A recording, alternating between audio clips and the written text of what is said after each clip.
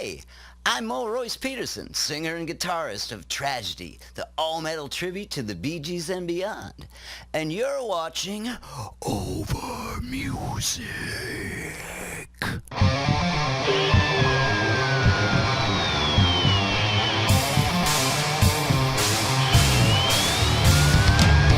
you can't tell by the way I use my walk. I'm a woman's man, no time to talk. Music loud, women won't, been kicked around since I was born. So we started simply with a concept, and some people might say a terrible and stupid concept of let's do heavy metal versions of the Bee Gees and their disco catalog. So to come up with a name, we started going through song titles of the Bee Gees. We're like Night Fever. Oh, that could be a good band name, like for a metal band. Night Fever? Maybe not.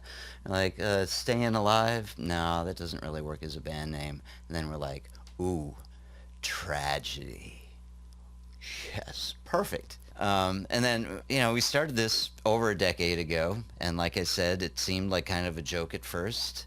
But then we started working on the music and bringing it to live audiences, and it was clear very soon that this was something pretty special. And then it took over our lives, and now we're taking over the world. And in our evolution, we started doing artists other than the Bee Gees, like Donna Summer, ABBA, the Weather Girls, even Adele and Neil Diamond. Basically anything that's not metal to begin with is fair game for Tragedy. Staying alive, staying alive. Little city breaking and everybody shaking and we're staying alive, staying alive.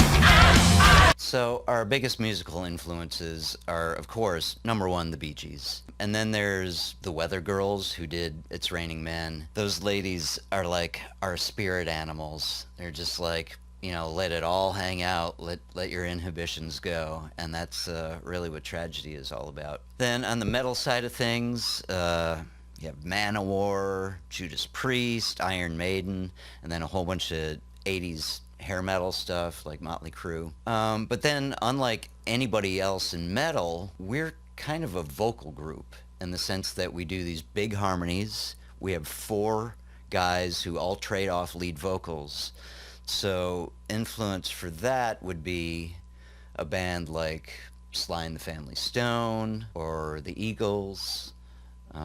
We're not the Eagles of death metal, but I would say we are the Eagles of life metal.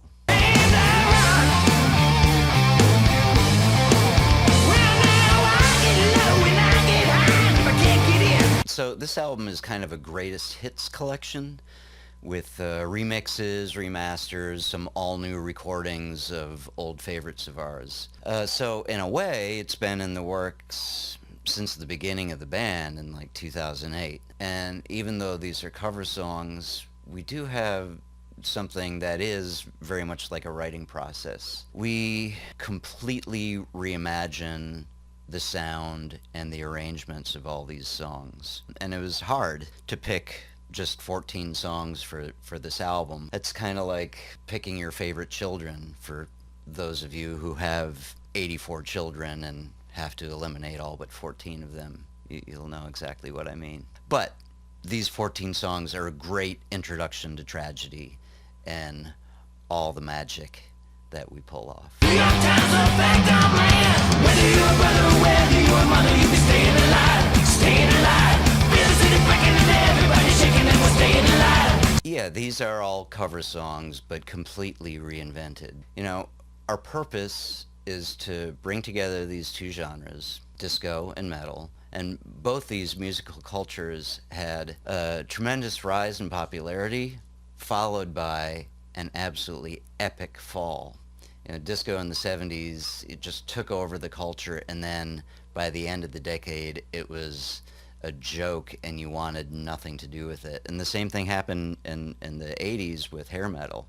There was a time when every musician had to have that big hair look and every song had to have a guitar solo in it.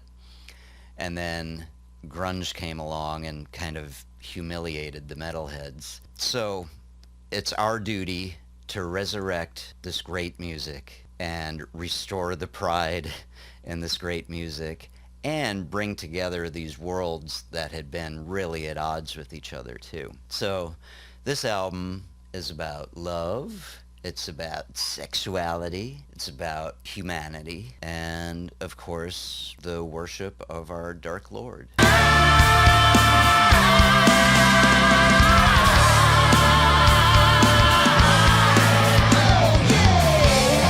So the album title is a play on words with Balls to the Wall by Accept, and the artwork depicts a roller skating woman on a disco dance floor that is being consumed by demonic flames. So it's a celebration of the fierce sexiness of disco, the fierce sexiness of metal, and of course the fierce sexiness of tragedy.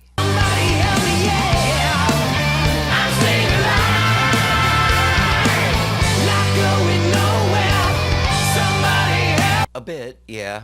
Of course, we've been doing a lot of remote recording the past several years, but for guitars, we're usually in the same studio, making arrangements and doing the recording. Luckily for this album, there wasn't a whole lot of new arranging to do for the songs, so it worked out pretty seamlessly.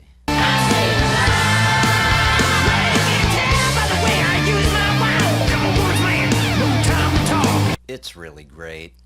You know, we've been putting out albums on our own for years, so it's really nice to have a proper worldwide release so we can reach people like you and your viewers.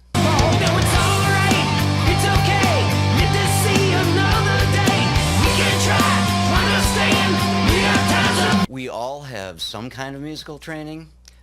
Some of us more than others. I started when I was very young. I started playing violin when I was 4 years old, but then I think the last music education I had was probably when I was 15 or 16. But some of us went to college and studied music there. But music is a funny thing because sometimes the limitations that you have will force you to be more creative and more inventive.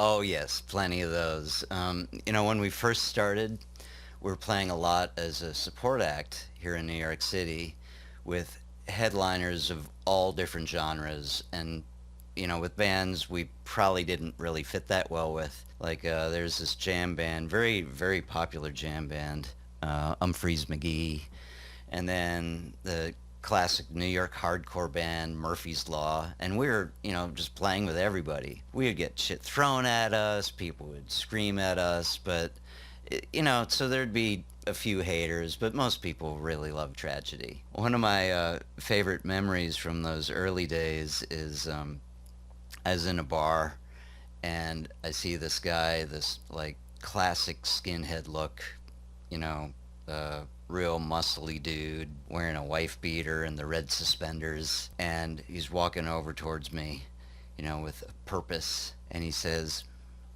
"Are you in tragedy?" I'm like, "Yeah." He says, "I fucking love you guys. Cheers to all of you at Over Music. Peace, love, and metal!"